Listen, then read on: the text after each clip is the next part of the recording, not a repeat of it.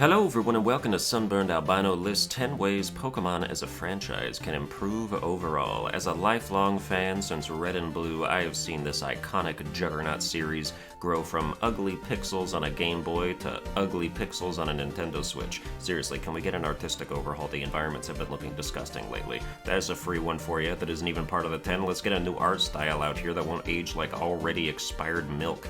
Pokemon has looked good before. Generation 3 in particular has a nice timeless style to it, running across the Hoenn region on your GBA, and more recently the Brilliant Diamond Shining Pearl remakes look pretty clean visually, though a separate dev team did that one. But it's clear Game Freak is too busy rushing and crunching their way through deadlines over the past 5 years to really let themselves flourish. I want the Super Mario Wonder team to make the next Pokemon game. Imagine how vibrant and colorful that would be, chock full of surprises and going above and beyond what's required to just deliver the best game possible. On the same system where Scarlet and Violet run like a pack of tired snails with environmental textures evocative of the PS1 era. That was a very immediate tangent, but let's start in with the actual list here, in no order of importance. Number 1, no more open world. You guys can't do it. Apparently not without sacrificing a huge amount of polish, so no more of that. I know we all wanted you to do that forever, and you finally relented, but if this is what you're delivering, I'll gladly go back to a mildly linear experience. Not like it wasn't still linear in Scarlet and Violet, everything was level gated and regions were ability gated anyway, so it's not like you're gonna go challenge the Snowy Mountain area right away. It's different in something like Tears of the Kingdom, where if you're skilled enough, you can technically get through really hard and unbalanced encounters, but in Pokemon, your level 10 Sprigatito isn't gonna clutch up against a level 60 Beartic. So no more open world, make a region that you don't need to render a ton of at once, so you can focus on making what is on screen not look like muddy, slimy garbage. I am all for going back to the isometric or top-down view too. If people and objects are gonna pop in 20 feet away from me anyway, might as well obscure them from my vision until they're ready to exist. Number 2, real co-op. Scarlet and Violet's co-op was the biggest joke in Pokemon history. Your friends can come into your world for what exactly? They can't team up with you to fight trainers, they can't do Team Star raids with you, they can't fight Titans with you, they can't even watch you do a gym battle because you warp to another dimension and they're left staring at an empty battlefield. The in-world co-op might as well have not existed. It's basically false advertising like No Man's Skies was for years. You know what game did have co-op implemented well? Pokemon Let's Go Pikachu and Eevee. Drop in, drop out co-op where player 2 uses your Pokemon and gets to do double battles with you as you progress the game. Did they forget that existed? They could have literally just done that for the local side of things, and then they should have made it so online players could come to your world with their own teams and participated the same way. This is like when Super Mario Party launched and it just didn't have online boards for years. Nintendo made a Mario Party game, they added online, and then they were like, nah, players probably don't want boards. They make the most baffling decisions sometimes. It's visibly upsetting.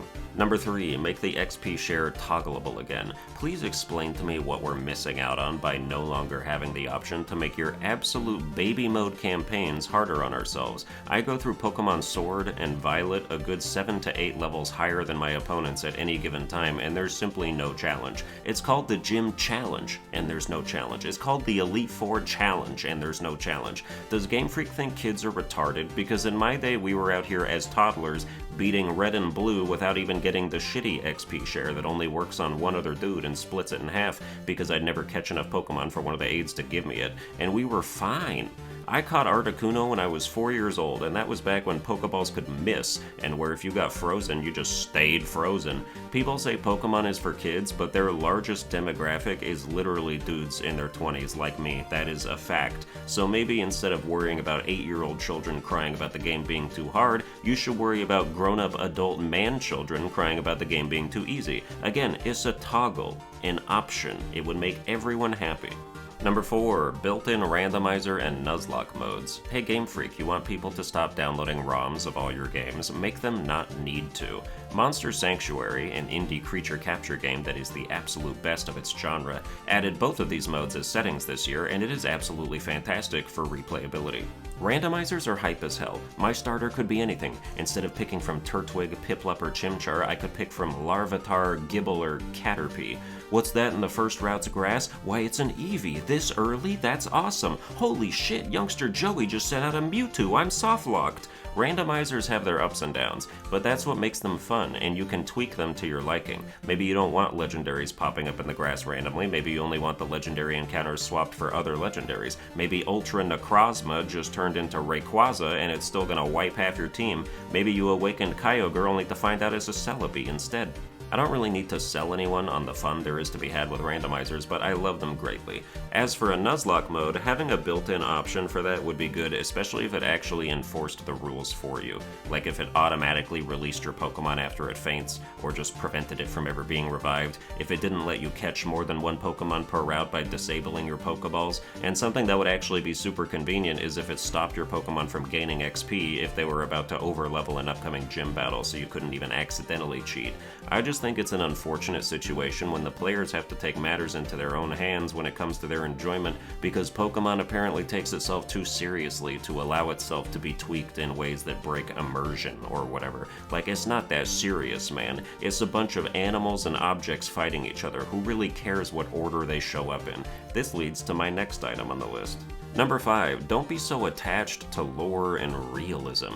Pokemon on its face is ridiculous. Half the dex entries would destroy small towns or the world. Half the Pokemon eat each other, yet they can only faint in battle. And if they get caught in a ball, they get their brain rewritten to submit to the trainer who threw it. That's why it boggles my mind when I hear interviews of some of Game Freak discussing how they choose which Pokemon to put in a region, whether old or new, and that they will actually have the thought process of like, oh, I know people would want to see that Pokemon here, but I don't think it would thrive naturally in this environment. My man, not a single person gives a good goddamn about the ecosystem of a region in Pokemon. We care about the Pokemon. Put it in the game. Let it walk around in the grass. That is the extent of its life. When we turn the game off, it doesn't have to survive in the wilderness. It just needs to pop out of some rustling grass and wander a couple of feet in any direction until somebody interacts with it. Oh, we'd love to put Murkrow in here, but what would it eat? Who would be its natural enemy? Who gives a shit? I'm talking about new designs too, though. They said they'd come up with designs for new Pokemon that looked really cool, but they couldn't make it fit in the environment, whatever that means. The Paldea region has every kind of biome imaginable. Just stick it in a cave or a forest or a mountain or a lake and pat yourself on the back. Number 6, voice acting. Come on, dude, it's 2023. Even the lowest effort games are at least doing character grunts. You are a billion-dollar franchise who paid for Ed Sheeran to write an end credit song. You can afford some C-tier voice acting on Fiverr. It's actually pathetic.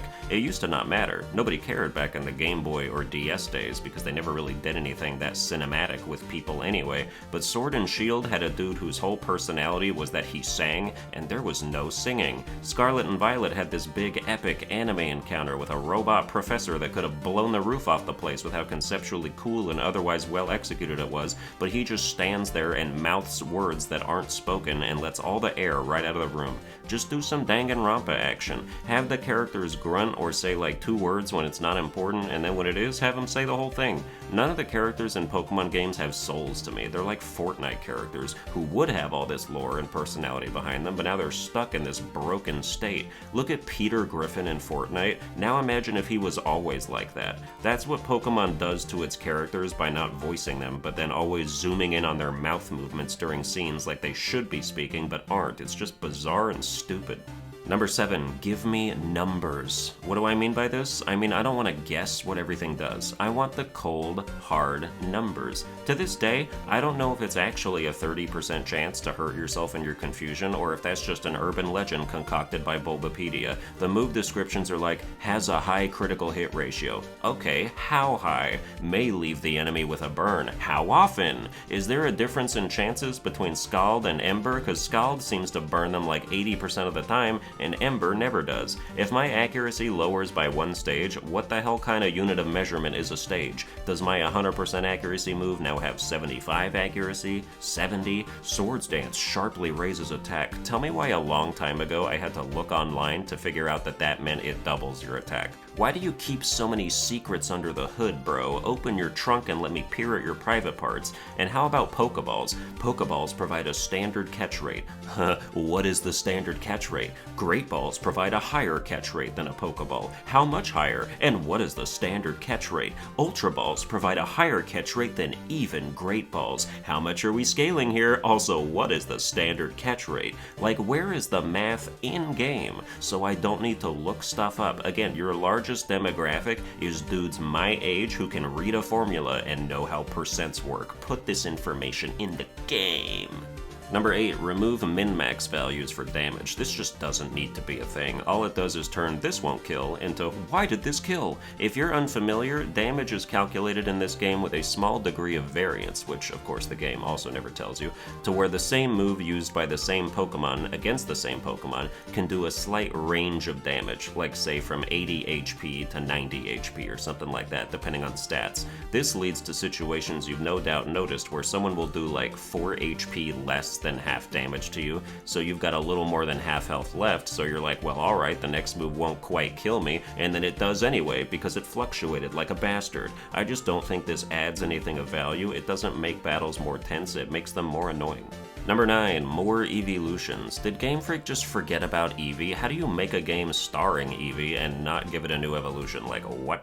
Granted, that's supposed to be a Gen 1 remake with only Kanto Pokemon, but the heightened spotlight Eevee got as a result should have reinvigorated the amount of attention they pay to it in general. There hasn't been a new evolution since Sylveon in X and Y, which was over 10 years ago. Theorizing possible evolutions for all the other types is one of the most common thought experiments in the Pokemon fandom, and personally I think mine are goated.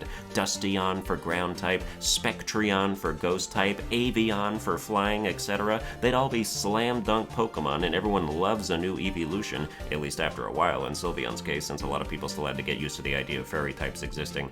It's worth considering how much goodwill Game Freak would earn if they added a couple more in the next generation, maybe reclaim some of that reputation.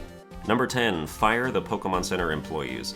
This one is for fun, but also demonstrably a quality of life change, as seen in Pokemon Coliseum and XD Gale of Darkness. It is so much faster when we can just use the healing machines ourselves, instead of talking through the same copy-paste dialogue with Nurse Whoever every time, who are apparently the only people in the region licensed to operate a machine where you put your balls in some ball-shaped slots and then press a button. That sounds like a litmus test to see if toddlers have developmental disorders. This is a job we should absolutely phase out of society. The same way I do self-checkout at the grocery store, I want to self-heal my Pokemon with nobody talking to me. You can keep the mart employees to make sure nobody shoplifts, but unless they think we're going to put Voltorb in the healing machine outside its ball and tell it to blow up, there's no need for oversight here. And that's 10 ways, or 11, that I think Pokemon can improve as a franchise, though if you want a 12th, get it off Switch exclusivity and give it to a real dev studio that actually has talent.